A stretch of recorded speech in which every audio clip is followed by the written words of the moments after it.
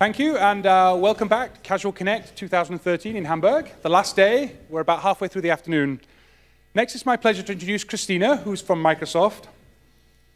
These days, the success of a product is not just dictated by the product or the hardware itself. It's the entire infrastructure.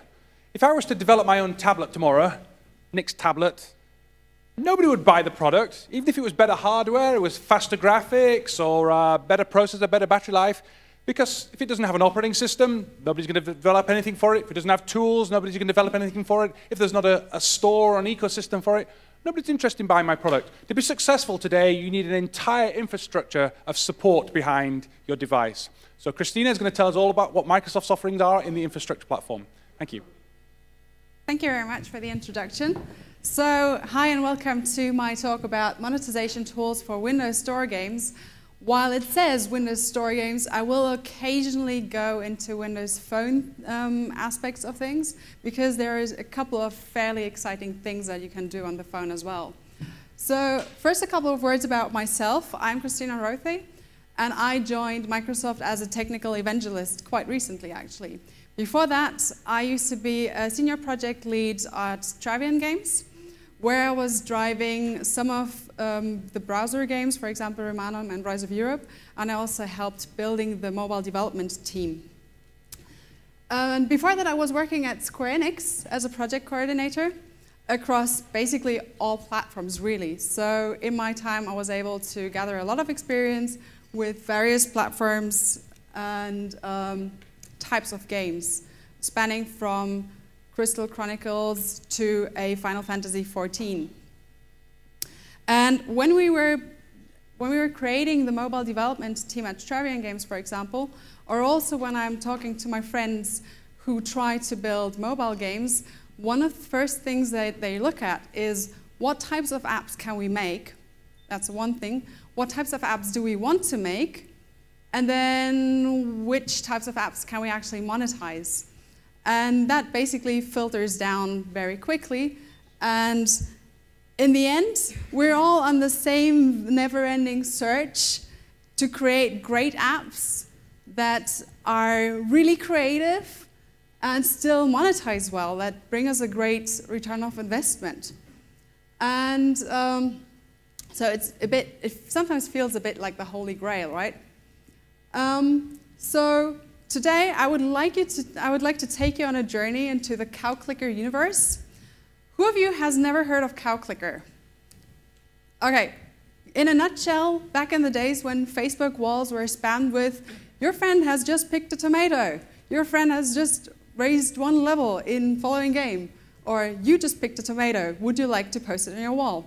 Ian Bogost made a satirical game where you could click a cow and it mooed and posted a status update. That's it. After 6 hours, you could click again. Or you could pay to click earlier, and it monetized quite well.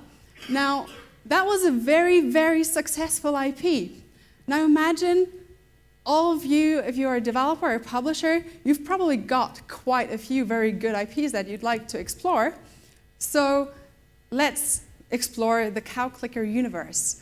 And let's take the first type of games that you think of when you say high-quality games, AAA games, Red Cow Redemption. That's your typical pay-to-play, pay-to-download game where you pay quite a bit of money up front to get a rich and immersive gaming experience. Obviously, you can do that very easily. If you go, for example, to dev.windows.com and you've got your app, you can easily submit it. You can select one of many pricing tiers that are localized. We're out in, I think, around 120 countries. And all the tiers range from $1.49 to $999. And as you can see, they're localized. One thing worth mentioning is that you will keep the 70% of the revenue until the app has a lifetime earning of $25,000. As soon as you exceed that, you get to keep 80%. So the provision fee that you pay us lowers a bit. Now, if you can see next to the large drop-down box, there is a little box which says free trial period. You get the chance to define if you want to allow the player to actually try out the game. As a player, you never really want to spend a whole lot of money without knowing what you're getting, right? So if you get to try it out, then and get an idea of what you're getting into, then you're much more willing to spend money. And statistics have shown that you can actually get 70% more income if you do implement a trial mode. In the store, it looks basically like this. So the left button says buy, and the right button says try out. And that's what the trial game looks like. You can have two different types of trial modes. There's the feature-limited trial, where you can really define how the whole demo experience is supposed to look like, what you want the players to experience. It gives you much more control, but it also creates a bit more work. The other thing, which might be a bit easier to implement for you, depending on the type of game you have, the type of experience you want to share, is a time-limited trial. You set that in the store, you get a license key, you embed that in the code, and that's it. So this is another screenshot of a game, of an actually existing game, where you can unlock the full version. One great asset that we have with the Windows Store and Windows Phone Store games is that they can be part of the Xbox Live universe. Now, back in the days when I bought my first Windows Phone 7, one of the actual purchasing reasons was you could earn achievements and work on your gamer score with it, the Xbox Live gamer score. So even when I didn't have my Xbox with me, I could raise my score. And when you have the respective quality that you get qualified for the Xbox Live program, and you add a trial mode, and the player goes through the very, very difficult experience where he puts in a lot of effort to finish the tutorial, you usually get an achievement. But when you're in trial mode, then it gives you a pop-up, both on phone and Windows Store games, where it just says, you could have earned an achievement, unlock the full game to actually get it. If the player decides to do it later, he'll still get that achievement, but it's a very nice call to action, and it works pretty well, because I'm pretty much like that all the time. So, yeah, let's go to the next rich experience of games, your typical massively multiplayer online game. You can do that as well. You can do that cross-platform, for example. If you decide to go on Windows Azure, you can do rich experience with the mobile services where you can add the game, make it accessible to Windows Store, Windows Phone, as well as iOS at the moment. And that would be perfectly normal subscription-based games. Very often nowadays, subscription-based games combine in-app purchases as well. For example, item purchases. You can individualize your avatar or your cow. You can, with that, make the gameplay experience even richer to create a proper cow clicker world full of different cows, like the zombie cow or Cthulhu. So there's that. There are basically two types of in-app purchases. There's the so-called consumables and the so-called durables. Durables are items, or for example, level packs that you buy, and then they're valid for either forever or for a defined amount of time, which you can specify. The other variant would be the consumables, the things that you use once and then they're gone until you buy another version. I think the best known feature was the fireworks that a few games implemented around New Year's. So those work on the phone. So the phone has got both consumables and durables. And the Windows Store games currently feature durables, but there are ways you can work around that where you can basically do consumables as well. Yeah. So how do the whole in-app purchases look? How does the experience look? If you go to the platform, on the right you can see a typical Windows Store game. That would be Fruit Ninja. If you want to buy a package, you get a confirmation banner. So it asks you again, do you really want to buy it or cancel? And then you can either use our Microsoft transactions, or, and that's something really cool in the Windows Store games, if you have your own existing payment environment, if you've got a bunch of games already that use your own ecosystem, you can implement your own. If you've got existing partners that you're working with, you can implement their SDKs if they've got one. So you just need to make sure that the security aspects of it are ensured. The phone has another very cool feature. It's called the wallet, where you can actually, you can basically do the balance. You can integrate your app to the wallet, and you can span those virtual currencies across multiple applications as well. And here you can see some sample transactions where someone bought some in-game credits and spent it on some health potions and a sword for the cow.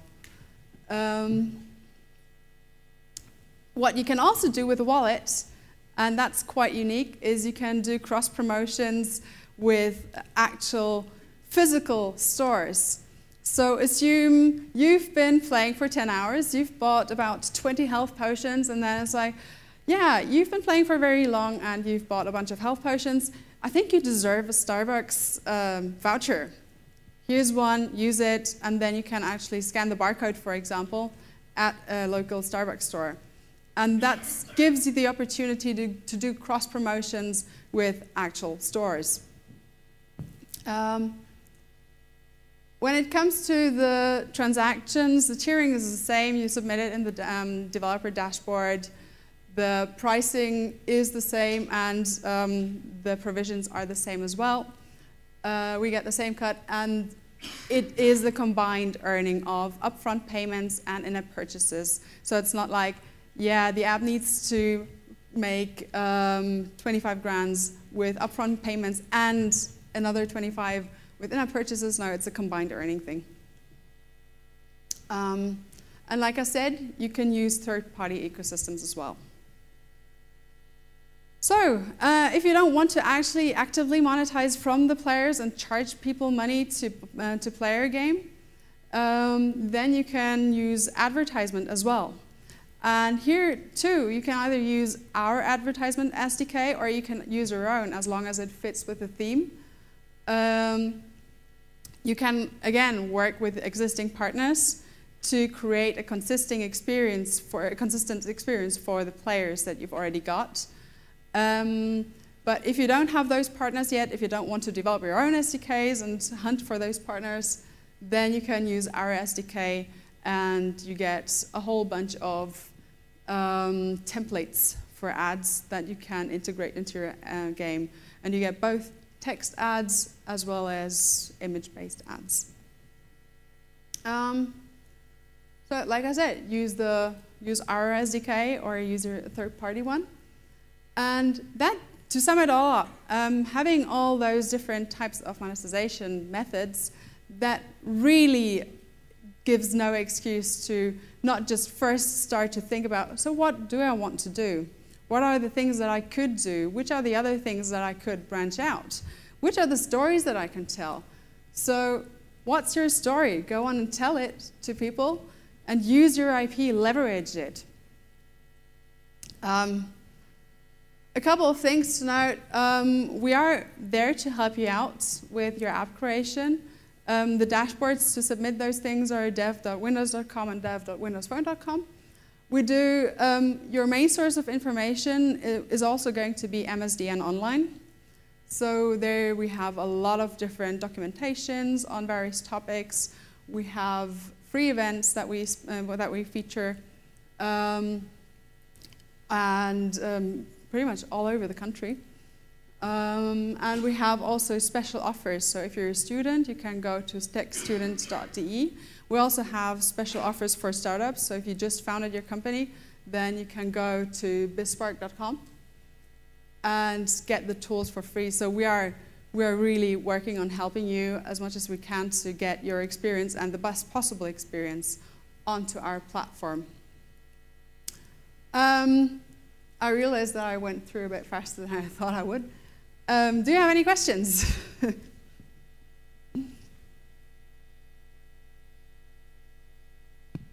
Any questions for Kristina? So repeat again for everybody how they can get help from Microsoft in developing their applications. Where do they need to go and who do they need to contact? Well, basically, you can always, for example, contact me at kristina.rothe@microsoft.com. You can also follow me on Twitter, and I'll try to pass you on to the right people. Go to msdn-online.com. There you'll find a lot of different resources. We will have events listed, and then you can also contact one of our evangelists or consultants, and we'll either help you directly or pass you on to the right person who will give you the best possible support. So maybe we can ask the audience, hands up who's a developer in the audience? And you want to keep your hand up if you're thinking of developing for Windows 8? Then you need to speak to this lady afterwards, because she'll be able to hook you with all the right connections. Okay? Where will you add it? Who is a publisher over here, or who works for a publisher? Okay. Good to know. Okay, well, if you've got no more questions, all those people who raise their hands, go and see Kristina after this. Thank you very much. Thank you very much.